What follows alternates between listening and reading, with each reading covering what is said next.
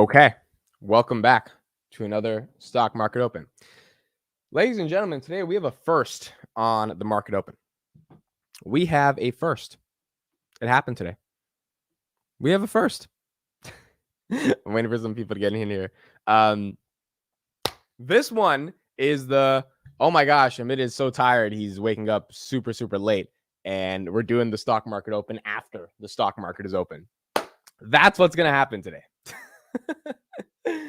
I slept so late yesterday, woke up so late. So that's what we're doing today. We're doing a reverse market open.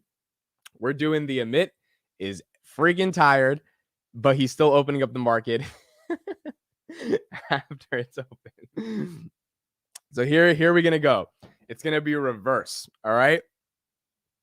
Oh, this is so funny. This is so funny. It's only like 2 minutes, which is like everything in the market, but it still matters. All right, so let's open up the watch list. Why is this thing not coming up? That's hilarious, bro. I don't know how I missed waking up, but I was tired last night. I was up late. I was doing work. All right, here we go. We're going to reopen the market. It's a first on the market open. We're reopening the market. The market's not actually open because I didn't fucking open it. So now, here we go. The stock market, oh, look, Palantir's at 1531, is now actually, because Amit is doing it, open at 9:33 a.m.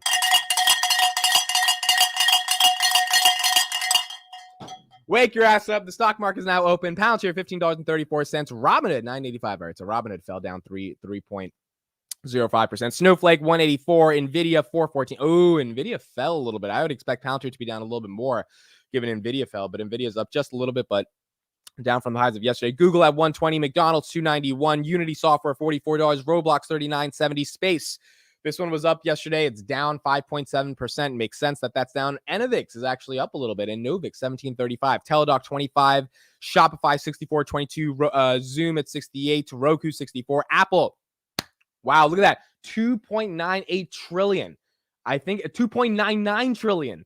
Holy crap. Apple's like a couple cents away from becoming a $3 trillion company. Tesla at 260. Enphase, 161. SoFi, $9.12. SoFi doing very well.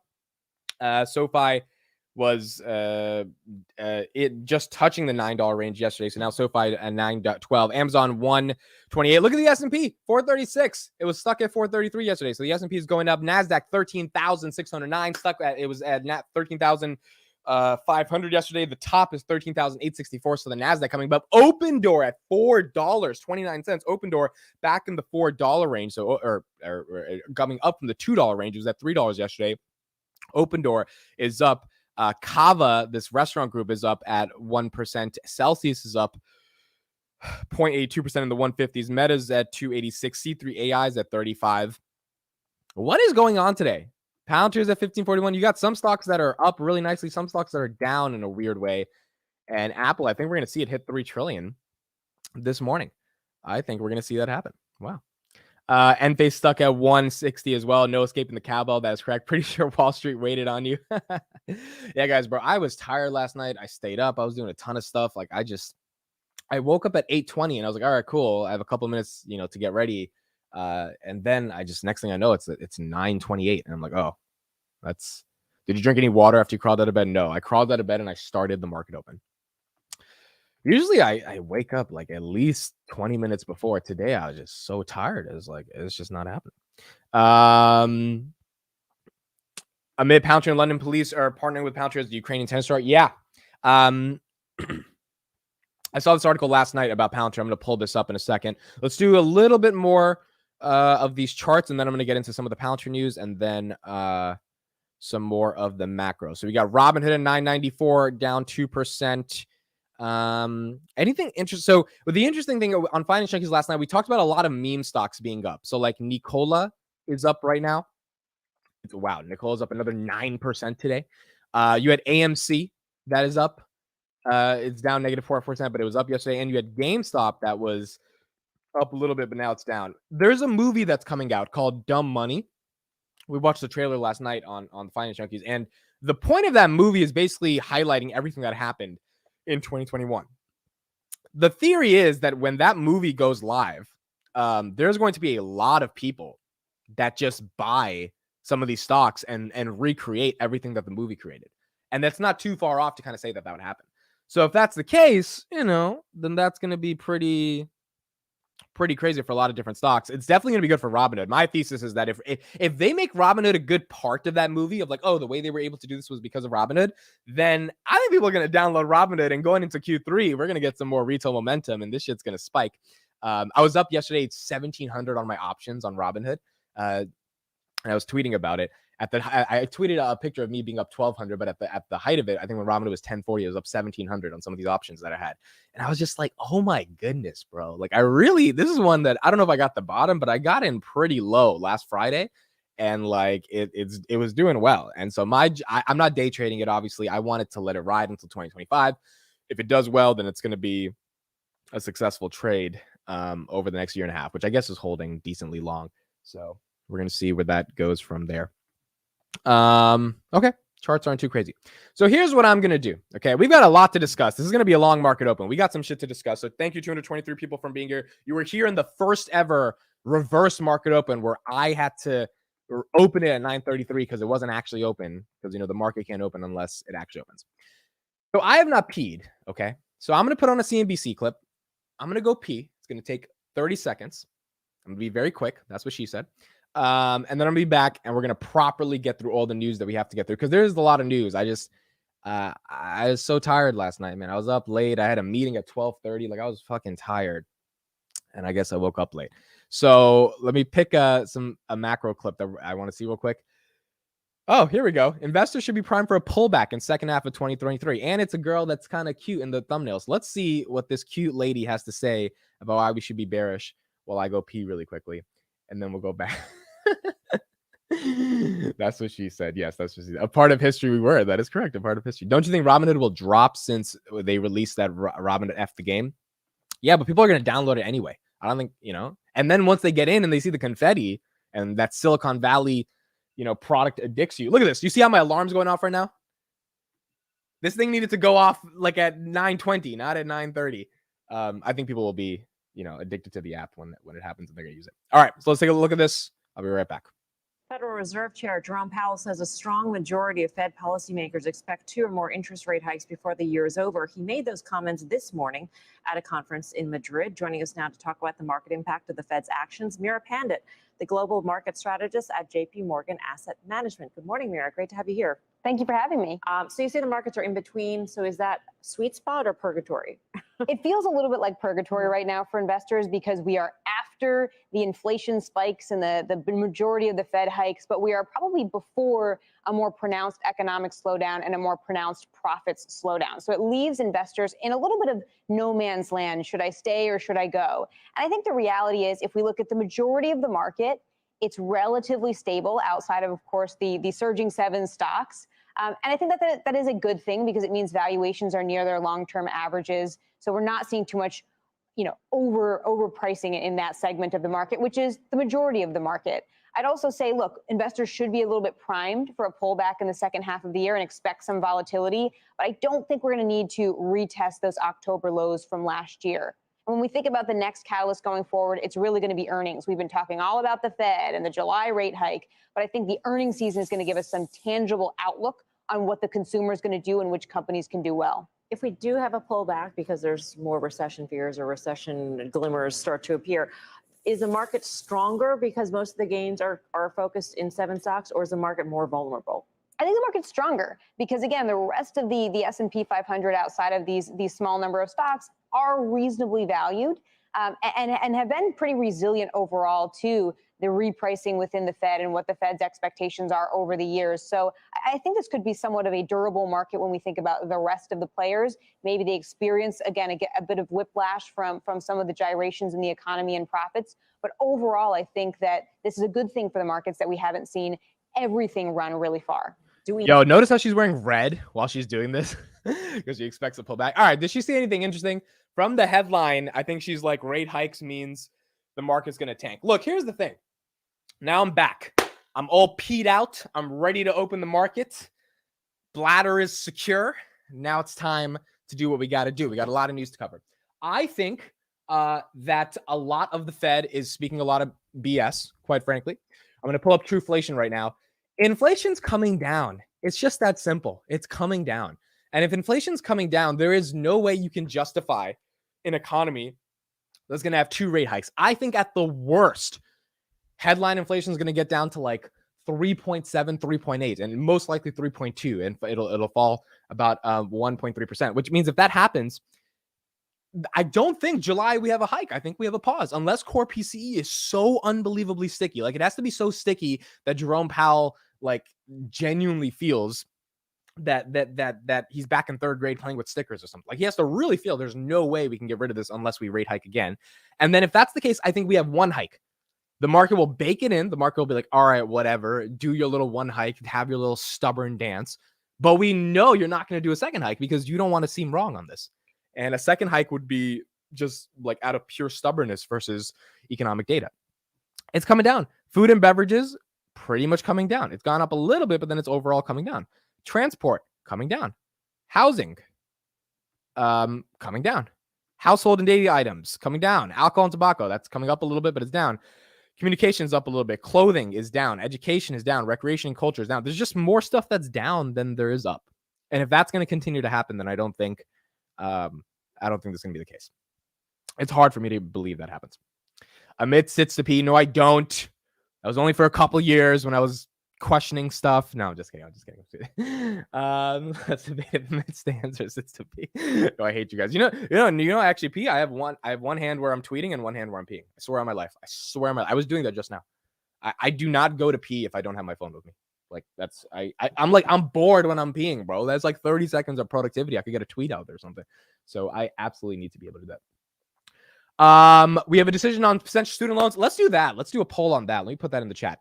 Do you think the conservative Supreme Court of the United States of America will decide that the U.S. government has the executive authority to spend $300 billion, or $400 billion actually, and then stop student loans from, or allow student loans to be forgiven? Student loan forgiveness, Supreme Court.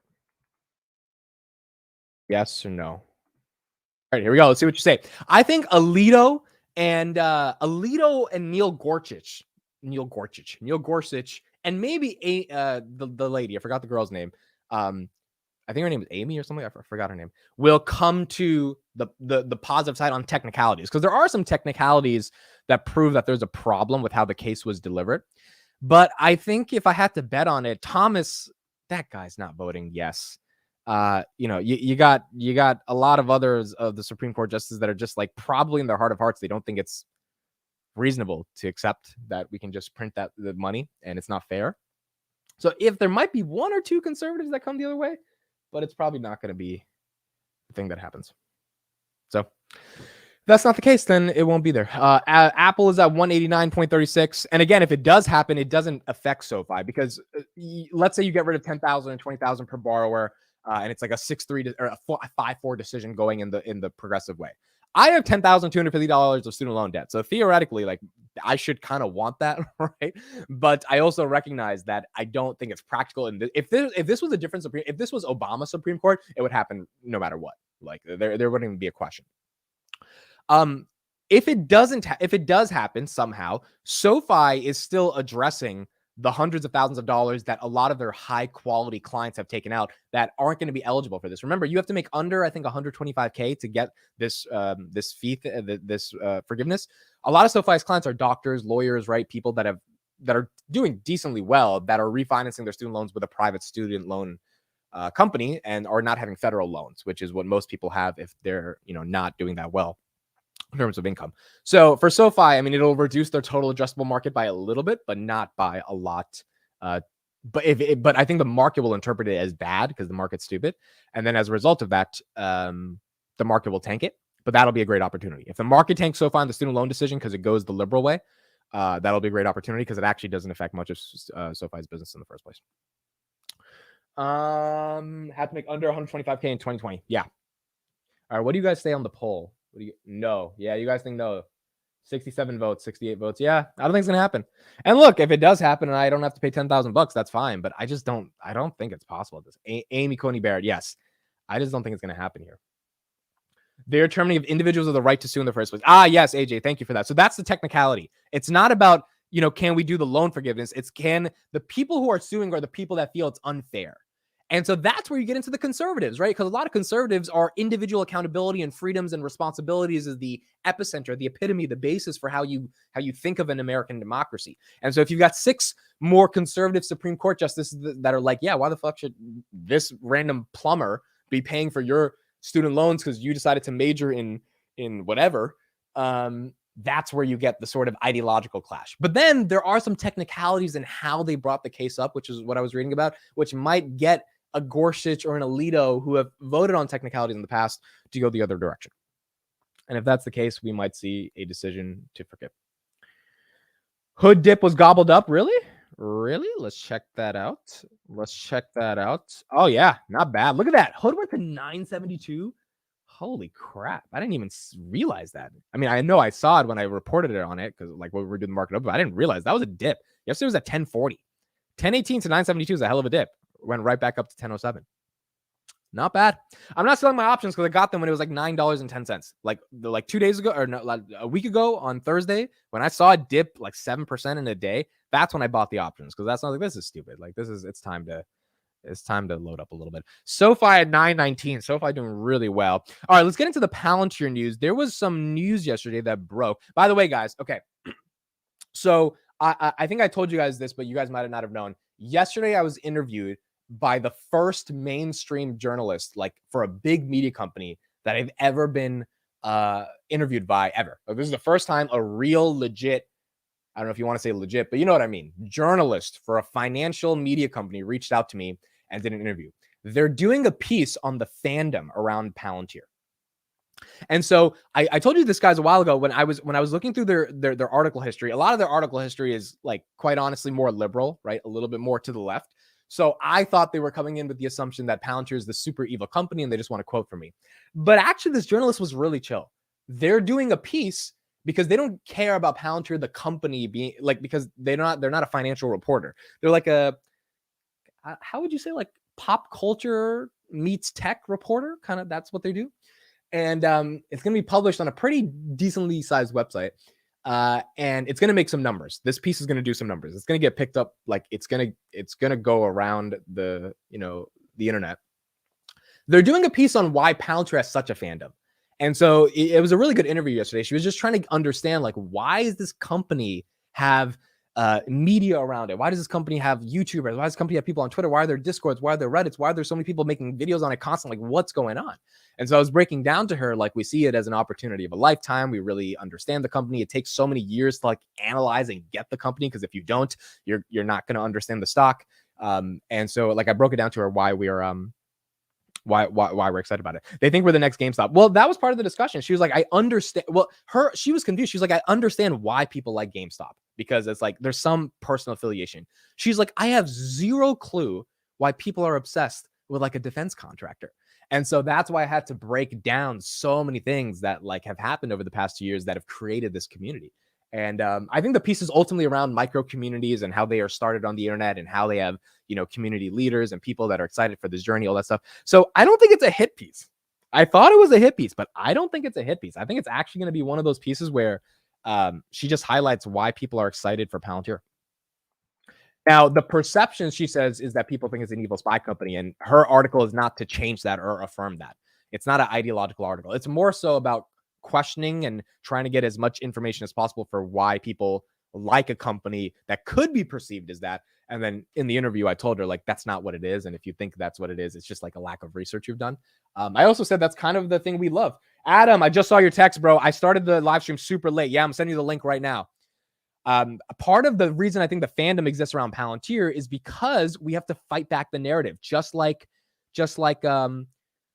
Tesla people did in 2013 or 2014, where everyone was like, EV's never going to happen. It's not possible. And the Tesla bulls were like fighting it back. It was kind of like, no, it actually could happen. Same thing for us. We're fighting back every time that people say that Palantir is like a meme stock or whatever. It's like, no, you actually just don't get it. And I think that makes it kind of more exciting. All right, Adam, I'm sending you this link. I'm so sorry, bro. I woke up literally at 9:30, so I didn't even get a chance to see your text. So send it to you. Okay. So here's the news on Palantir. Shout out to Bryden. He figured this out. He saw this yesterday. London police selects Captica and PwC for action fraud upgrade work. So the London police are trying to help with fraud detection. And they said, we look forward to working alongside City of London Police and our technology alliance partner Palantir, bringing our experience in delivering technology programs and expertise in managing risks around cyber and economic crime to help deliver this vital service to citizens and businesses. Now, this is interesting to me because Palantir was named the 4th best cybersecurity stock you can buy from Forbes. I didn't get to do a video on this, but that was an article that came out a couple days ago. And so when I'm looking at fraud protection and fraud mitigation in the context of what the National Fraud Intelligence Bureau would be doing, it's interesting to see how this works out. Looking ahead, the new service has received 152 million pounds of funding from the Home Office and City of London Corporation to support and build the run of services over the next 5 years. How much did Palantir get out of that as being their technology alliance partner? Because even if it's 50 million pounds, 20 million pounds, that's a decent amount of money in top line revenue. Along with contracting, supporting services, this will be used to train approximately 150 skilled customer contract experts working with the service who will be paid above the living wage and who will be given enhanced victim support and empathy workshops and will be retained through a bespoke development program. So you've got Palantir working with the London police and specifically the London police's action fraud. And again, it's less about the dollar size of the contract. When you see these contracts, it's more about more expansion, more customer count, more growth, more places, more penetration in Europe, more. Forget the money. Just get your hands inside of that system, because once you're there, they're not going to take you out. And if you're out, then you have a big chance to succeed being in that system. So that's actually really exciting for me to see that happening. And that's the news for Palantir. Thanks for the live open mid. I was able to finally join live. Way too busy at work this week. Well, you came in good, because if you were here at 9:29, you would not have had a market open. Sorry for being late, Zelena. I should be saying the same thing to you as well. I'm sorry for being late. That's what she's telling you, but it'll be a hit piece. Look, well, for now, I believe her. It was a good discussion. It was an hour long. And look, I think she seemed genuine. Maybe I'm a 25-year-old and I'm naive, but she was pretty genuine in the fact that she wants to do a piece on. Now, do I think she thinks it's an evil spy company? 100%. Because I was trying to explain to her how it's not. And she's like, yeah, well, I don't always agree with exactly what you're saying. And I was like, all right, so I get your angle. You're in this ideological world. I understand it. And then so I literally asked her at the end. So I was like, so I'm not going to change the tone of the article, but like, is it just like Palantir's evil and here's why these people love an evil company, or what's the case? And then she kind of backed up and she's like, no, that's not, like, I can't say it's an evil company. I don't know anything about the stock of the company. Like, that's not my goal. My goal is just people care about Palantir. I want to know why. So it's more of an investigative piece on like, why are people so excited about the company? She probably thinks we're all excited about the company because we're a bunch of Nazis and we want to fucking see the world. Like, that's probably what she thinks, bro. Like, in her heart of hearts, that's what she thinks.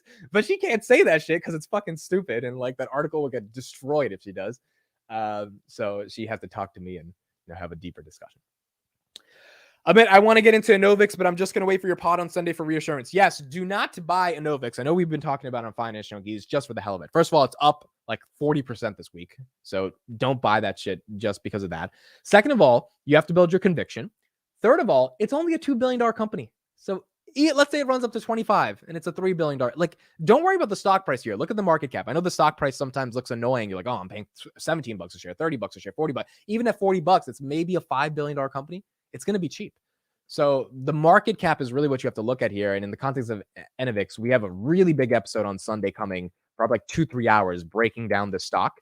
As you can see, it was at through the 6 months, it was at 650. Now it's at 1795. Now it's still very speculative because they built like 8 batteries last quarter, right? They didn't sell a lot, but they just got a contract from the military. They're growing pretty nicely. Their future potential looks just insane. They have Enphase executives that took Enphase from $1 to $300 that are all up in the stock, now passing $18. And so people are excited about the company. But I would definitely build up your conviction. Only I even have 1 share. I have not bought deeper in yet because I'm still developing my conviction. Look at Apple, 189.90. Look at that. Apple's at 189.90. Apple is not at a 3 trillion yet. It has a little bit to go. It is 2.99 trillion. Either Apple pulls back or it massively breaks through. And I'm kind of hoping it breaks through, even though I don't own the stock, Because if it does, the rest of the market's going to carry. And I kind of want to see the rest of the market carry as, we get through there. 2.9 trillion. That's a lot, man. That's just a lot. That's incredible. That's incredible. Palantir now at $15.19, falling a little bit. Nvidia getting a little bit lower. It's at 410, 10 points away from the 390s. If Nvidia falls, a lot of stocks are going to fall. So Nvidia now holding up. That's the two stocks I don't want to fall. I want Apple to stay alive, and I want Nvidia to stay alive. Like, not a shareholder. Just both of you keep going. Do your thing. Don't mess up what we got going on. And let's chill, because I need some of my other stocks to do well. Let's look at Tesla. 256. Tesla has not had the dip people were thoughting. This is what happens when you wake up late. Where the people thought were going to happen. It was at 276. 256 is like, all right, it's okay. It's not crazy. People thought it would be at like 200 by now after that Dan O'Dowd FSD video. So Tesla actually holding up decently well. Decently well, and not doing too bad. S&P again at 436. NASDAQ 13,589. Fell just a little bit. And Open Door. Congrats to the people who have Open Door. I mean, this stock, I think it's up, 300%? It was $1 in December, ran up to 3, fell right back down. Now it's at 4. So if you bet on Open Door at $1, you've got some cash. All right. Guest of the honor is here, who's going to help me analyze everything going on in the markets in the world of Palantir. Ladies and gentlemen, I know you missed him. He's back. 420 people here. Adam. What's up? What's up? Can you hear me okay? I can hear you. Bro, I woke up at 9:30 and I was like, oh my God. So I didn't even see your text or nothing. I literally just got up. I didn't use the bathroom, nothing. And I was like, all right, start the market open. Like, the title of this video is The Stock Market is Open.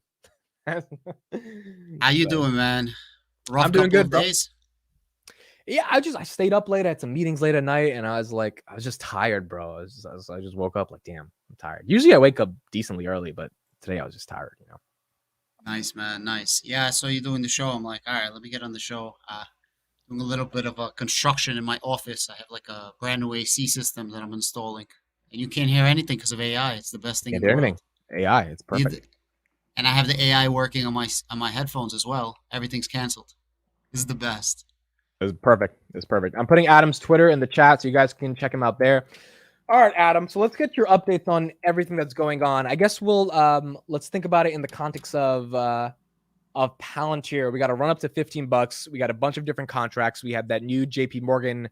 Adam did a video on how we have a new bank that's potentially using us, and JP Morgan has an interesting history with Palantir. It's been a couple of weeks since we talked. What are your updated thoughts on everything going on in the world of Palantir? Yeah, man, I think Palantir is moving in the right direction. I think they're doing everything good. I don't really see any negatives over here, and I see that things are growing. So I just want to give a shout out to Felix and Friends. He read the Raymond James report. I don't know if you saw that video. No, I didn't. And I feel like such a schmuck for not actually reading through the report. And the report explains why Raymond James gave them an $18 price target out of nowhere, right? They downgraded them from an outperform to a strong buy or one or the other, but they didn't downgrade the price. And if you pull up his video, there's like a screenshot. You guys, you can take a look at it. But essentially what it was, by right now it's 23, 24, 25, I believe by 2026, AIP clients, they're estimating is going to be almost 1-to-1 for Foundry. So they're not going to lose Foundry clients, but exactly how many Foundry clients they will have almost identical. Bro, if you go to Felix and Friends, you'll see it. It's like by chapters, and you could just pull up the screen. Yeah. Go to that second. Yes. And then he's going to go into it. If you could watch this, I don't know how everybody missed this. I feel like a freaking idiot. Yeah, I didn't see that. I got to download this report. Goodness, this is okay. You got to pay for it, and I can't find where to pay for it. It's so crazy. I want the content. I can't. Bro, Bard can't find it. ChatGPT can't find it. Nobody can find where to actually pay for the freaking report, and I'm dying to pay for it. The next page is going to be charts. If you fast forward a little bit, he shows charts, and it shows the growth of AIP, and this is why they upgraded them. Mind you, Bank of America, there you go. Bank of America does not take this into account with their $18. Bank of America had them at 18 without this. Think about this. So That's massive, this report. Yeah, so basically they're thinking Foundry clients will Foundry, etc., not using AIP, AIP customers plus using Foundry. Yeah, it'll be 1-to-1 by 2025 end of year. And that's interesting because 2025 is when CARP has expected 4.5 billion in revenue. They haven't changed that estimate, even though the revenue growth has gone down. So if those clients are using AIP, there might be a world in which we beat 4.5 billion, which would be more than a 30% CAGR, which would be kind of crazy if that happens. So I was really shocked at this one. I was reading that yesterday. I wanted to make a video about it, but I felt like I wanted to talk to you about it first. Like, how do you feel about that? I did not take this into. We knew they were going to grow, right? But we said it. But this is an analyst. Whether take it with a grain of salt. But it's nice to visualize what we were thinking. Yeah, that's a big deal. And the reason that's a big deal is because a lot of these clients are going to be. So the reason this is such a big deal is because implementing AIP, I think by now people realize you've got to train the LLMs on this proprietary data in these companies. And if you're doing it for like 300-400 clients, that's a lot of upselling. That's a lot of compute power. That's a lot of work that ultimately Palantir has to charge for, the bill for at the end of the day, right? They did it with like 6 companies at AIPCon, which is great, but doing that for 200, there's a lot of forward deployed engineers. You're gonna have to hire a lot more people. Like that's just a shit ton of work. It's not just this plug and play software. You have to really integrate it into a company.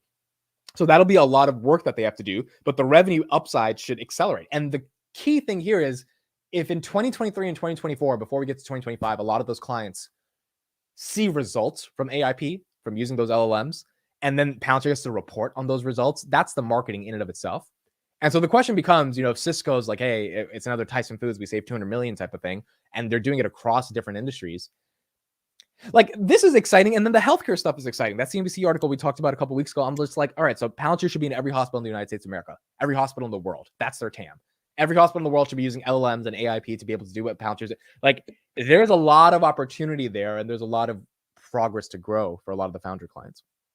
Yeah, so that's a huge piece of news that everybody missed. So shout out to Felix for finding that. I was in awe, and I was gonna analyze his video because I want the information, but give him credit for it. I don't want to just steal his screenshots. So that's one huge thing that's happening to Palantir. Another huge thing that's happening to Palantir, and again, we got to connect the dots here, is this that open letter that they wrote to open up the $877 billion of funding. That's correct. Let me pull that up for people that don't remember. If you just read behind the lines, this is coming right after Palantir came out with the Fed Start, their program Fed Start. Yep. And Fed Start essentially allows Palantir's relationships and Palantir's IL5, soon to be IL6 next year. They're gonna do that as well. And you can piggyback on their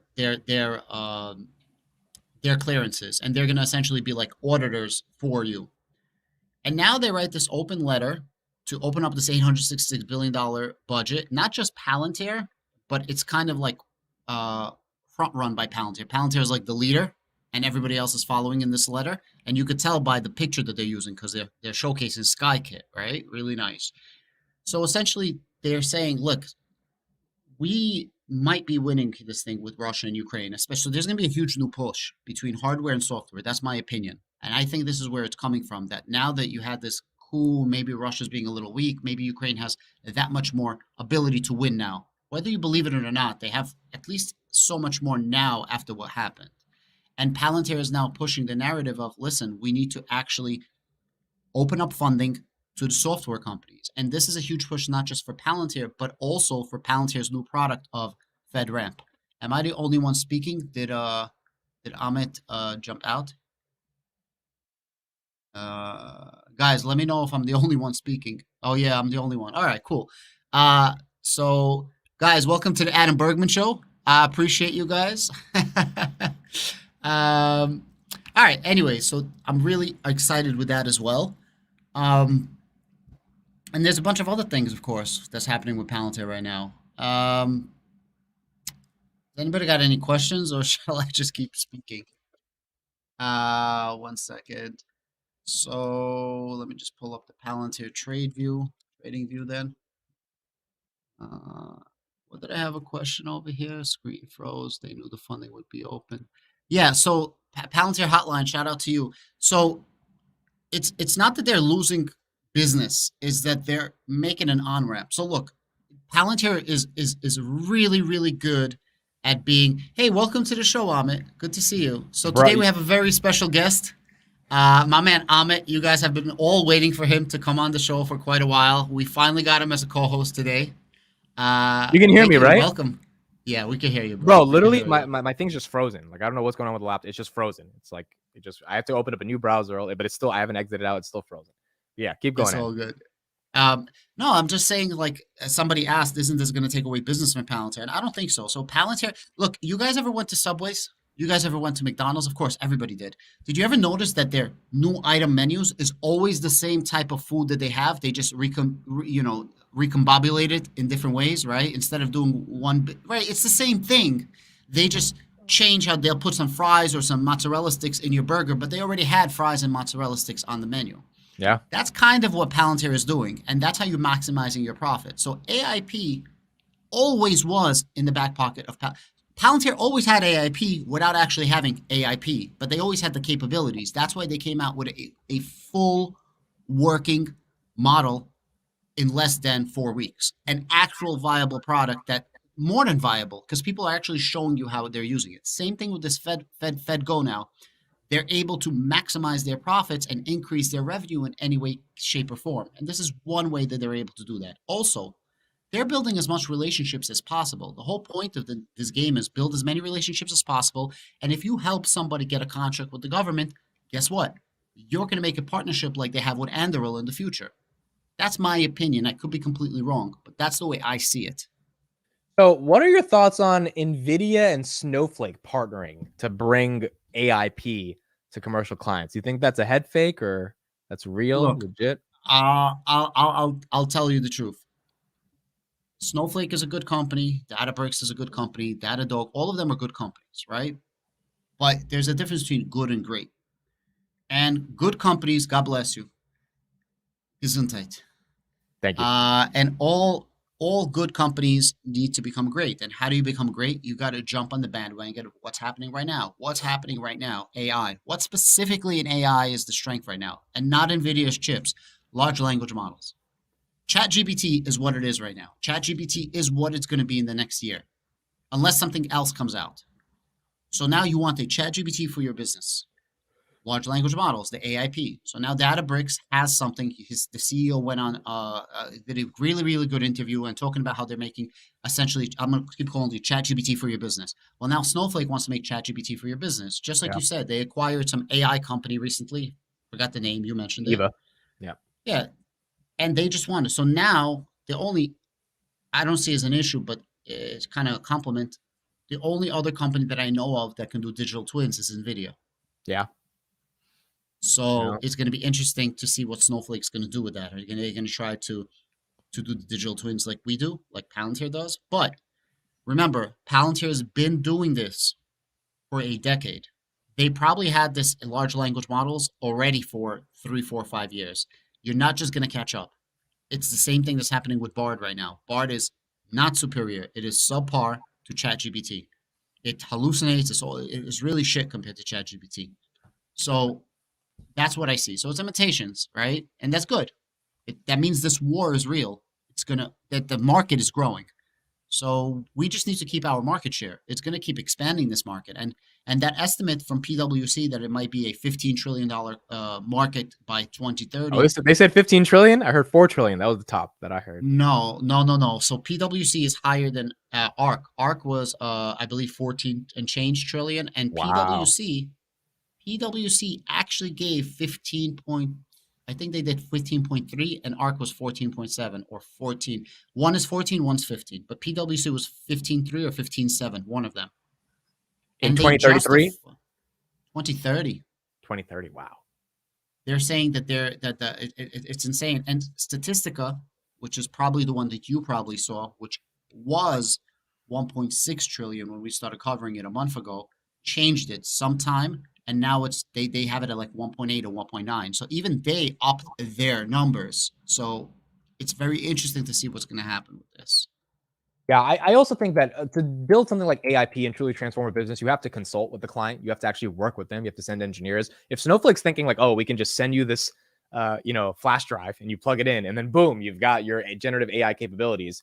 I don't think that's going to be the case. So the red flags are they had to acquire a company to be able to do this. Palantir innovated within a month after ChatGPT announced, and then they launched it to some pilot testers. And then the other red flag is they're partnering with NVIDIA. Palantir didn't have to partner with AMD or NVIDIA or do some fucking conference where Karp is talking to a chip company. Like, I know NVIDIA obviously can play a role in the AI space in the context of enterprise spend, but it's a chip company, and like you're partnering with them to, like, it seems more like branding. And NVIDIA's like, well, you have 8,000 clients, and if we can get a little bit of some of that, right? So NVIDIA, I think, is like, well, of course, why wouldn't we do this? Palantir said we're gonna put we're gonna pull ourselves up by our bootstraps. We're gonna get our hands dirty. We're gonna build a product. We're gonna give it to clients, and then we're gonna host a fucking conference in 2 days or 2 months. And like the idea that loses to something that spends 70% of its revenue on sales and marketing to sell a transformational product that's probably not going to have any level of consulting with the client to really integrate it. Not saying it's not going to happen, not saying they're not going to get clients to adopt it, but I feel like it's more of a Microsoft problem where they're just going to bundle it with something. It's not going to be that standalone product that takes your business to the next level. And so, yeah, I mean, people are not giving Palantir enough credit. Like, seriously, people are not giving Palantir enough credit. It's absolutely ridiculous. Go ahead. Go ahead. No, go. I was going to say Databricks, right, is valued at $38 billion. And Databricks just acquired a company called Mosaic ML to do this sort of LLM stuff for a $1.3 billion. What is Databricks going to go public at? 60 billion? Really? Like, I was reading an article yesterday that says their fair market value in the private markets is probably 25 billion, not $38 billion. So that's more than Palantir. And they're not doing $2.2 billion in revenue. So the idea that Databricks, which is another competitor in their space, is going to go public at a crazier valuation, and they had to acquire a company to build what Palantir is doing. Palantir has acquired no one for like 7 years. I mean, it's just hard to believe that Databricks and Snowflake are going to take Palantir's lunch when Palantir came up with a product in 2 months. And then Karp says the demand is crazy, and he'll be proven true or false in the next couple quarters. Yeah, it's absolutely insane. Palantir gets no love. Okay, IL4 clearance. Snow gets IL4. They're the best. They're unbelievable. They got it, bro. When Palantir got IL6, nobody gave a flying fuck. I think that was a down day for them. I kid you not. I believe that was a down day. Yeah. Palantir gets IL6. We were like, oh, this is crazy. We were the YouTubers, the only ones who cared. It's insane. It's like, you cannot do anything right when it comes to Palantir. Meanwhile, they can't do anything wrong. At the end of the day, they're not going to grow as fast. Snowflake. Palantir is going to grow. I really do think they're going to take a lot of the market share with this AIP because they were also first to market. Yeah. We have some breaking news, Adam. I want to get your take on this because it'll connect to SoFi in a second. The Supreme Court has decided to reject the use of race in college admissions. This broke 2 minutes ago. Chief Justice John G. Roberts wrote for the conservative members in the majority. I believe this is a 6-3 decision. And it just came out. So it went the way you would think it goes. Liberals and Democrats more so like the concept of using race as a barometer for if you're good to get into college or not.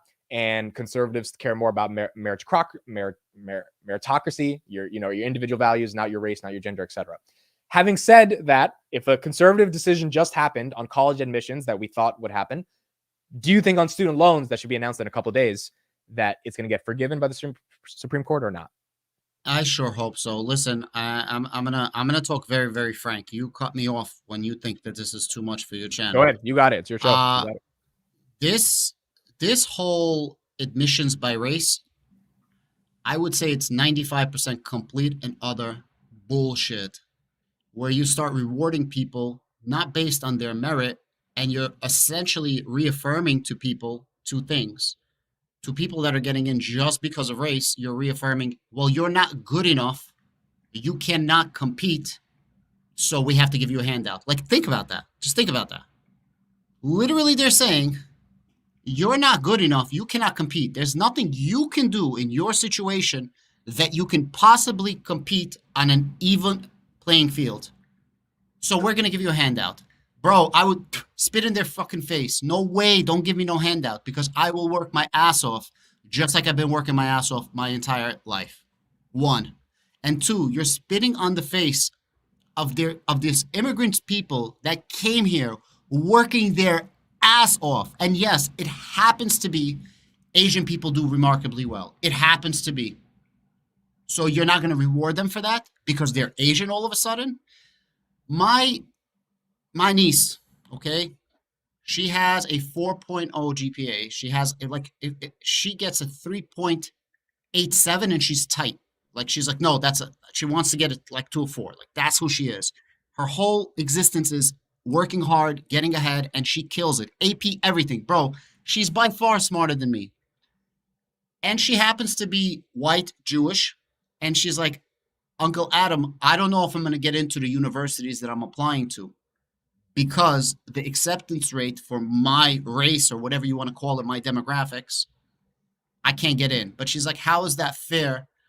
I don't party. I don't drink. I don't do stupid shit like these kids do. All I do is study. I don't need help from my parents to do homework. I come home. I don't play video games. How are you taking that away from people? What am I supposed to tell my niece? How is that not discrimination? So I have a problem with that. You hating on Indian people because they're most doctors? Why? They're saving lives. They're great doctors. Are you saying that other races are not doctors? Because they are. And you know who those races are? The hardworking immigrants that come from all over the world are those people that get accepted. So it doesn't matter your race, your religion, your creed. It's if you're a fucking bum and let society get you down, or if you wake up in the morning and literally, like Rocky said, it doesn't matter how hard you get hit. It matters how much you get up. And that's a fact. We are literally spoon feeding people to be losers in this country. And that's the problem. So that's my answer for that. Considering SoFi, yes, I think they're going to throw out that bullshit. Student loan forgiveness.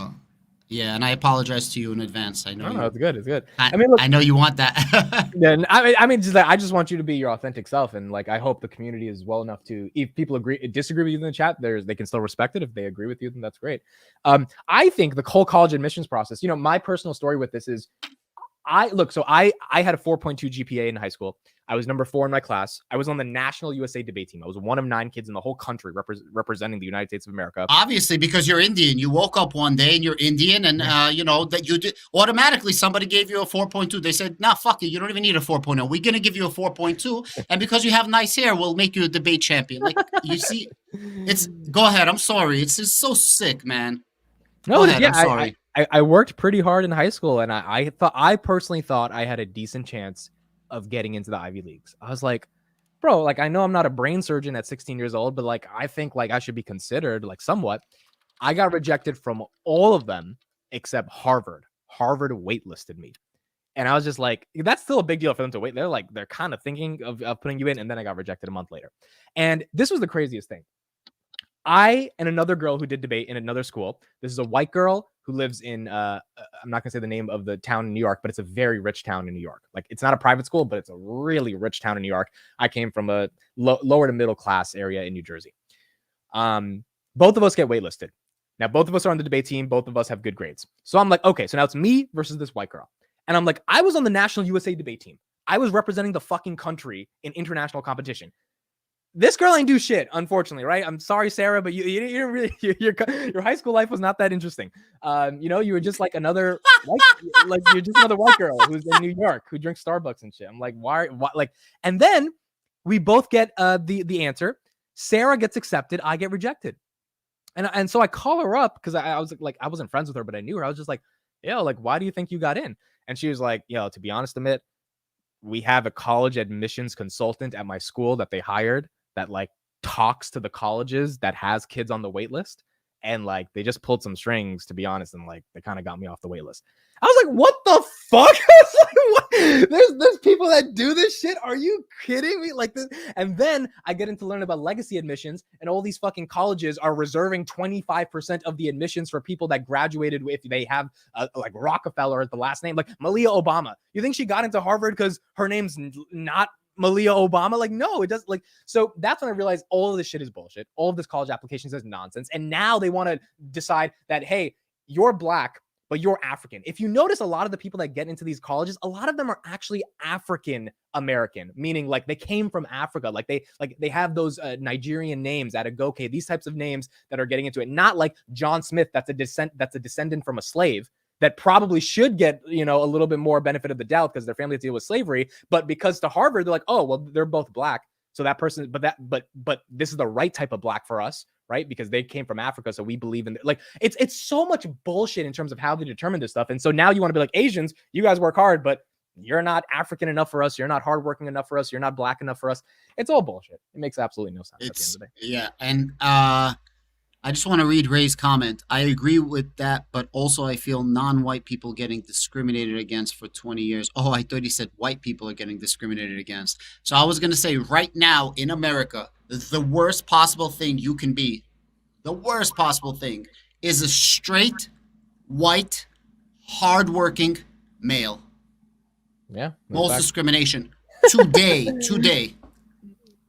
Look, no, Ray has a point, right? Because Ray's argument is like what people of color went through for generations. I agree with that. The only problem is affirmative action is not really fixing that the way we think it should be fixing that. Because here's the thing, Ray, you are absolutely correct. We have 400 years of slavery. And as a result of that, there should be some level of compensations in our entire, justice system, the American structure, all that stuff.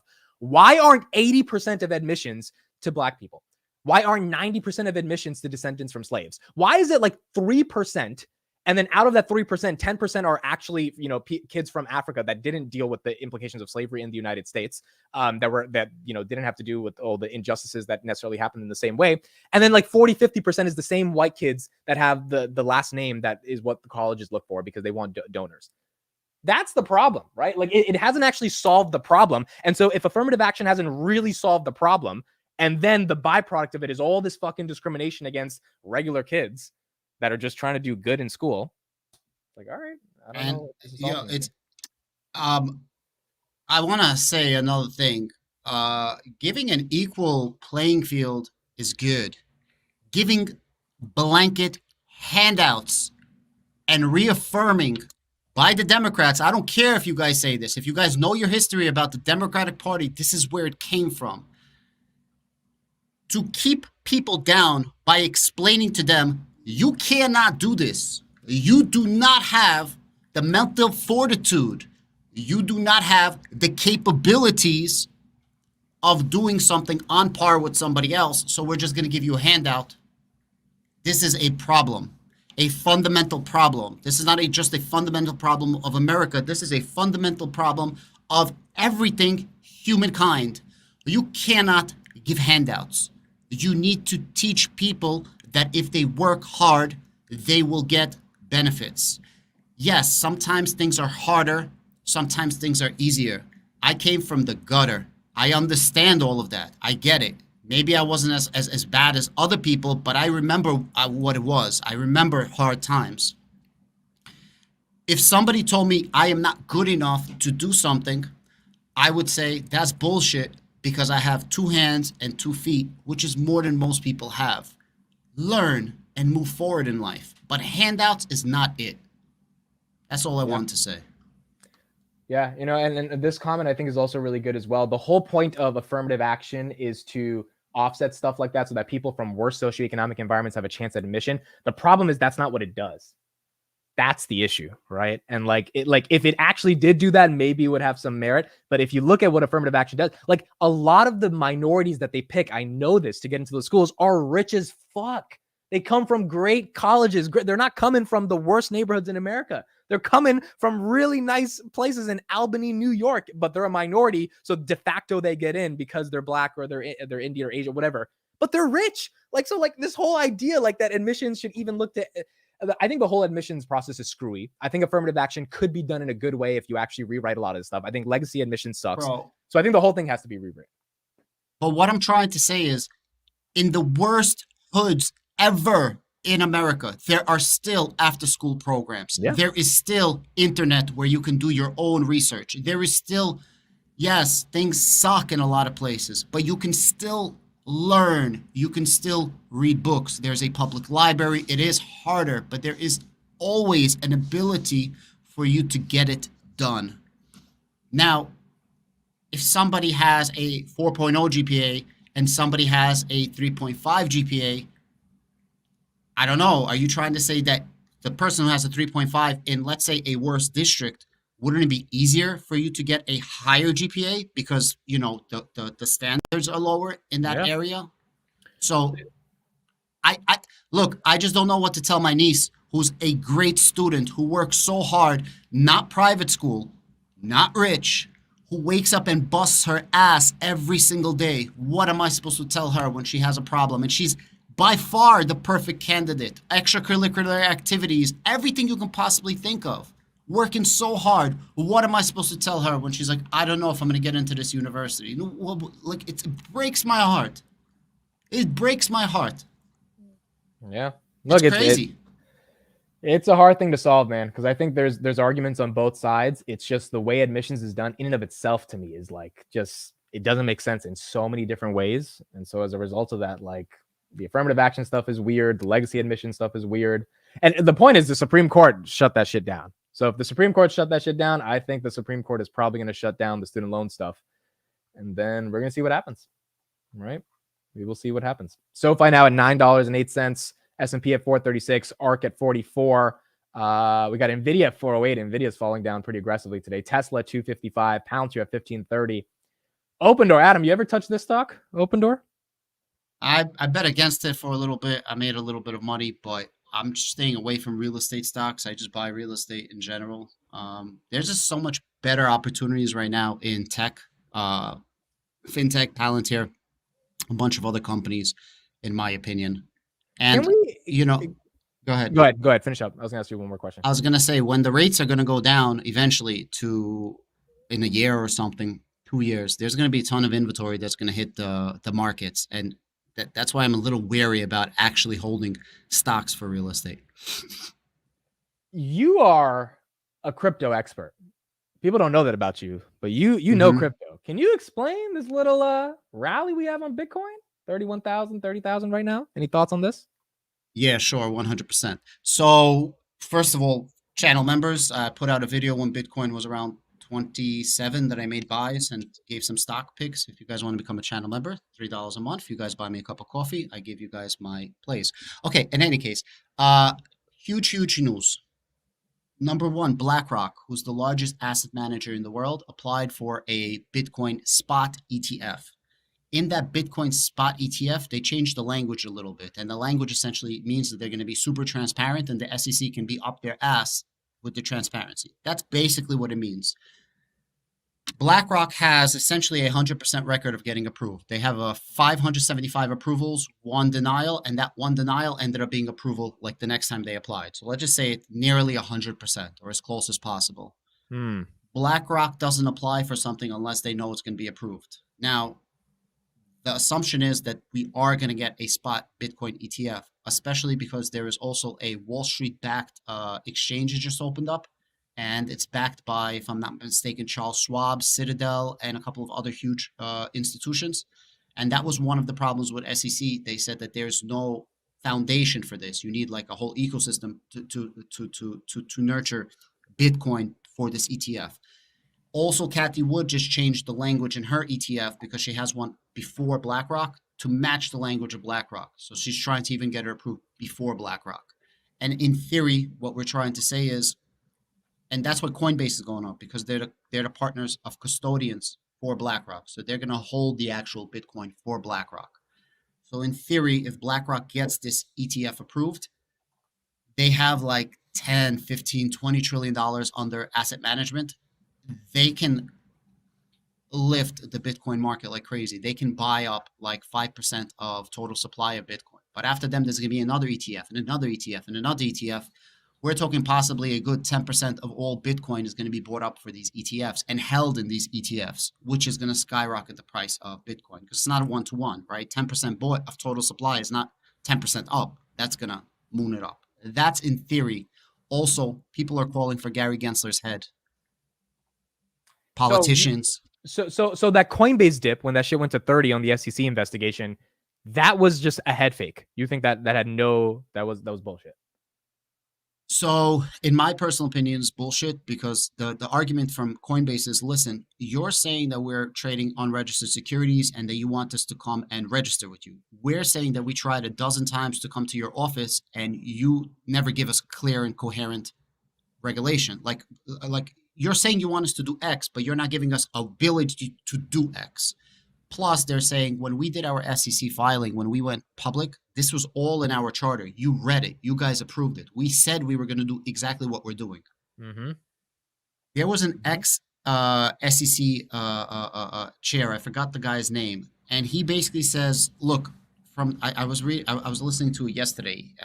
He basically said, look, in the background, I'm going to tell you what's happening. There's a mandate from the SEC that says that if they're not losing enough cases, they're not doing enough. Listen to what I just said. If you're not losing enough cases, you're not doing enough. Yeah, it's like cops with speeding tickets, right? So he's trying to say that under Gary Gensler and the current SEC, the theory is let's just put cases on everybody, and if it sticks, it sticks, and if it doesn't, no harm, because something is going to stick. And that's what I think is happening to Coinbase. Listen, Charles Schwab, Fidelity, Deutsche Bank, Banco Popular, BlackRock. These are Wall Street names. Take out Banco Popular. Yeah. Fidelity, Charles Schwab, Citadel, BlackRock. Like, these are not just small companies. This is the backbone of Wall Street. Do you think they're going to spend billions of dollars if they think there's no? No, it's here. Bitcoin is here. That's why it's going up. Whether you believe it or not, Wall Street is backing it, and I think this was a head fake to make the price go down so they can get in cheaper. This is interesting. Do you have Coinbase stock? I think you do. Yeah.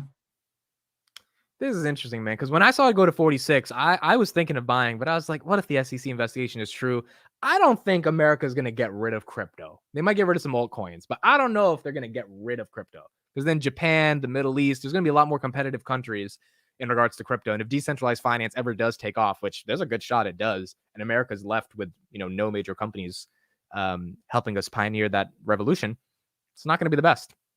So we are losing tremendously to abroad. So yes. The regulations, look, you can't stop crypto. I know you guys don't believe in it. You don't believe in it, but you can't stop crypto, right? The blockchain is going to be what the blockchain is. You cannot shut that down unless you literally shut down all cloud services. And even then, there's a crypto called ICP, which is literally its own internet everything. You cannot shut that down. They don't use cloud. They don't use any of it. They're their own completely.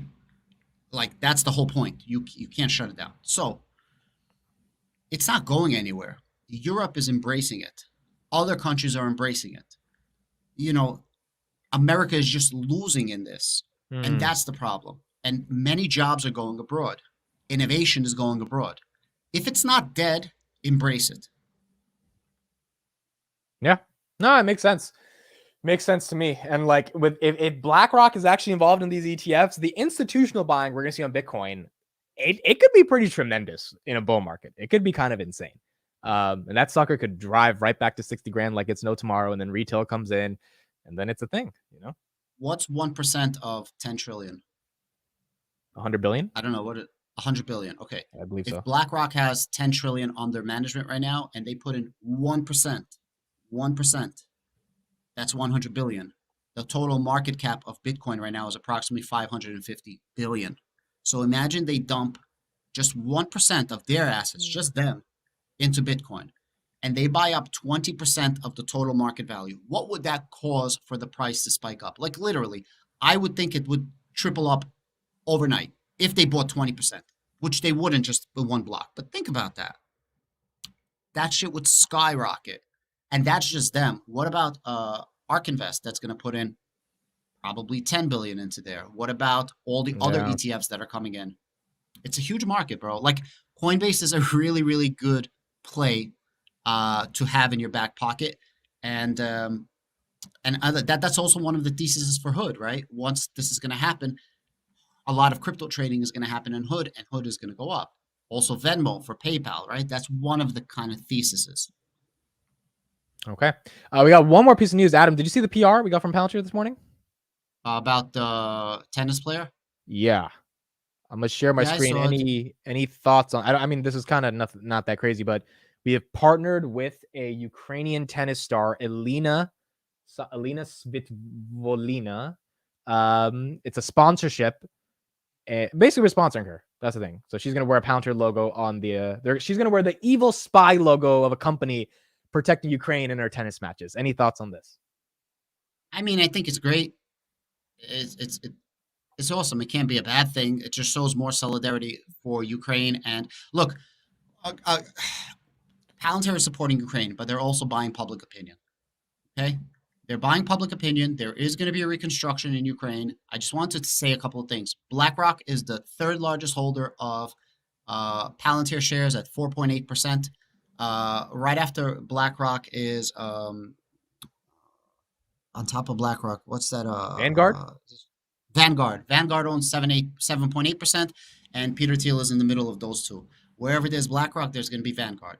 In terms of ETFs, asset management, they're number 2. BlackRock's number 1. Point is, BlackRock signed up to be the official piggy bank to raise financing for the reconstruction of Ukraine. Official partnership. This is not me making this up. This is official partnership. Palantir signs up as official partner to reconstruct actual infrastructure, defense, and making Ukraine a tech hub. Palantir is going to be inside of Ukraine the same way and more so than it is in the United Kingdoms, in my personal opinion. This is them bringing brand recognition, and after this war is going to be over, there's going to be headlines everywhere in Ukraine that's going to say, the company that helped us win this war, in part of our heroic heroes who gave us the data needed in order for us to use our heroism, is now helping us rebuild our country.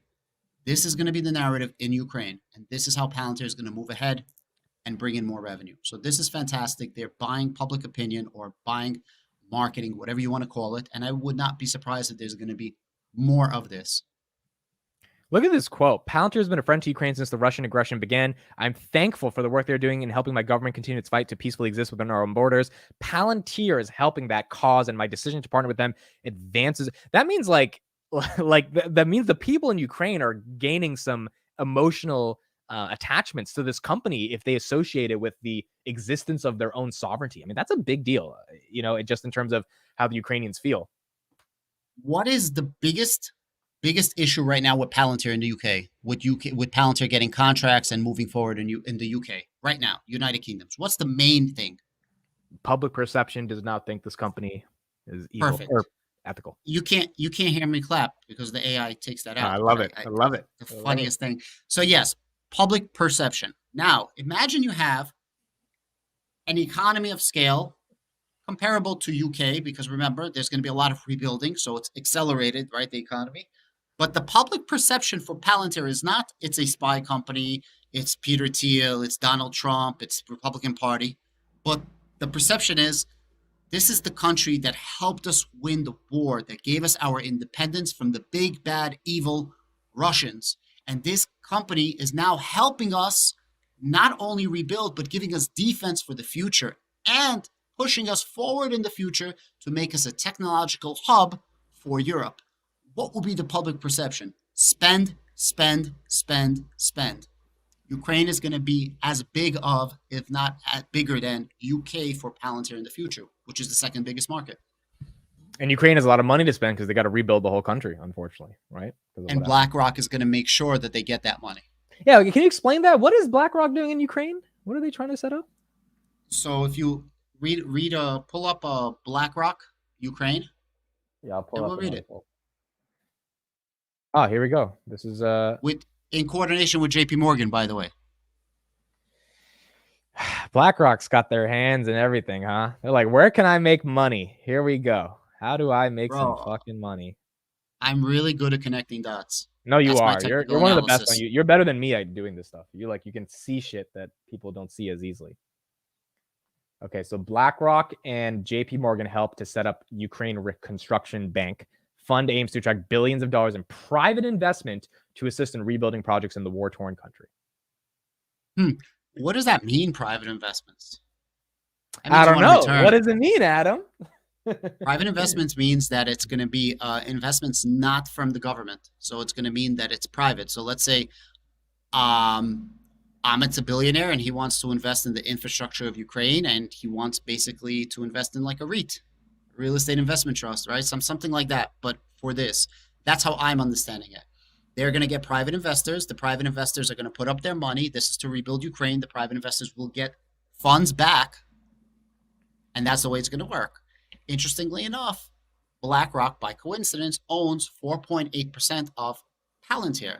Now, Palantir is named the official partner of Ukraine's rebuilding in 3 sectors, right? Palantir, guys, Palantir is commercial, Palantir is government, military, non-military. So 3 segments. That is the easiest way of explaining what Palantir does. 3 segments of business. Ukraine's rebuilding, official from Ukraine. This is their official, like from the minister, not me making this shit up. They said Palantir is going to A, help us with the defense of Ukraine. B, they're going to help us with the infrastructure reconstruction of Ukraine.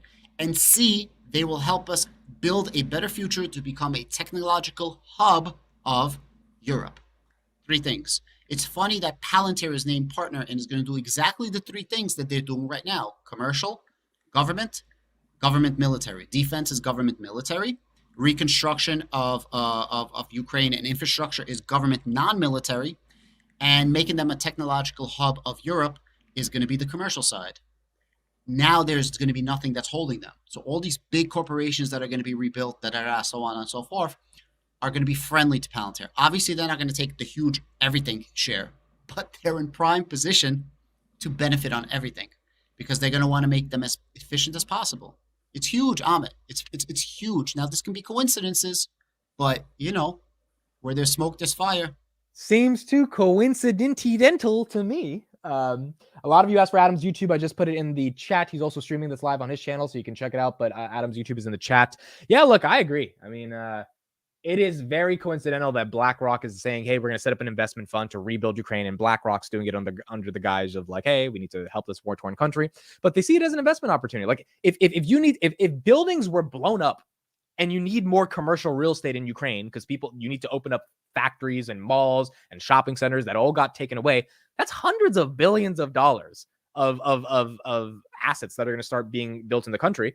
And if BlackRock has their hands in it and you need the data to process all that stuff and databases, et cetera, and then Palantir plays a role.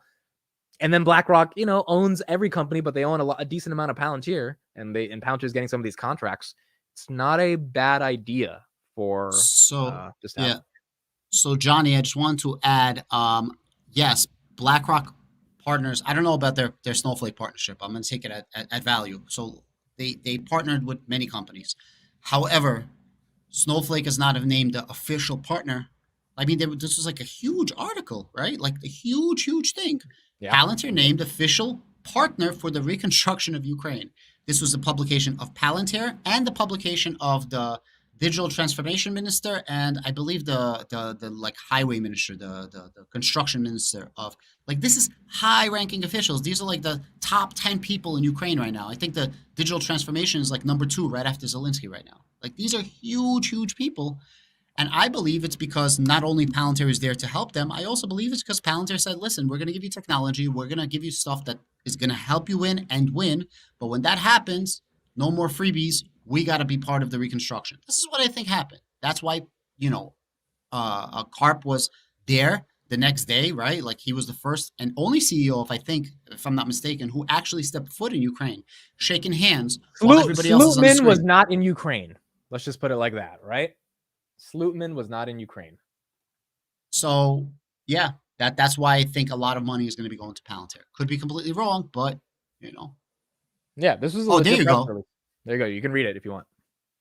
There you go. That guy's name is Mikhail Fedorov, that last line. He's the Vice Prime Minister of Innovations and Development of, and he has like 4 titles. He's like the second guy after. So Zelensky's running everything, and this guy right there, he's like the second guy who's dealing with all the nonsense. He's doing PR and trying to gather up marketing and push for Ukraine. That guy right there.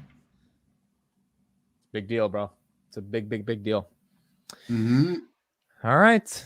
I think that's it. That's awesome. Adam, thank you for being on. Super awesome today. I'm putting your Twitter in the chat. Please make sure to follow Adam. He's very close to 1,000 followers, so he's about to crash through that. And he's getting there pretty damn quick. YouTube's going well as 850. So if we get 150 more people, he'll be at 1,000. The work that Adam does for the community, he's trying to get Wendy on our show. For those that don't know, Wendy, she like loves also engaging with the Palantir community, but she won't get on a podcast yet. So I'm trying to get Wendy. I keep like hounding Gene Munster. I just signed up to LinkedIn just to contact him. He's not responding to my DMs. Dan Ives does not open up DMs, and I can't find him on LinkedIn. I'm trying to find his email address. And Wendy, I just contacted her in LinkedIn as well. I'm trying so hard to get these people on the show, and I know they want to, especially Wendy. I know she recognizes your show because she thumbs up, highlights, and everything. So we'll see. Hopefully, we'll get them. We'll get them on the show. And at the end of the day, this isn't Kim Kardashian. These are guys that also need the media because they get investment dollars. And if Dan Ives sounds like a smarter dude, more fucking millions are going to come into his research fund. So like they need attention just as much as we want them to be on the show, right? So I mean that. Look, after Fitz was on the show, I think he gained like 1,000 followers. I keep following it. I'm sure that's not all from us. But I know overnight gave a little like bit of a Joe Rogan effect to Keith. You know what I'm talking about? And listen, it's not bad for these people. I wish they were more like Keith, and I think they will get them. They're just not like acknowledging, or maybe they get so many tweets. I get it, but we're trying to. And at the same time, we grow your show and we grow the Palantir community, and this is very, very nice. Plus, it's just fun to make these connections as well, right? You're building relationships, guys. Thank you so much. I appreciate it. Thank you, guys. Don't get mad at me. I just speak the truth. If you can't handle it, my show is not for you. Yeah, Adams is definitely raw. He speaks his mind, and so you can either agree or disagree. But the one thing he's going to give you is his raw truth, and I think that's what you want from a content creator. You don't want this, sugar-coated nonsense. Like if you disagree with them, disagree, but don't expect someone to give you your version of reality if they don't agree. Yeah, I don't care about this. I didn't join YouTube to make money. I made it before YouTube. So I can say whatever. Adam, I can definitely confirm Adam has made some money before YouTube. I've seen some screenshots. Let's just say that. So, all right, man, this was awesome. Thank you for being here. Thank you everybody for joining the show. Adam's Twitter and YouTube, please check it out. And yeah, I'll talk to you soon. See you on another stream. Take care. Bye. Bye. Get out of mine as well.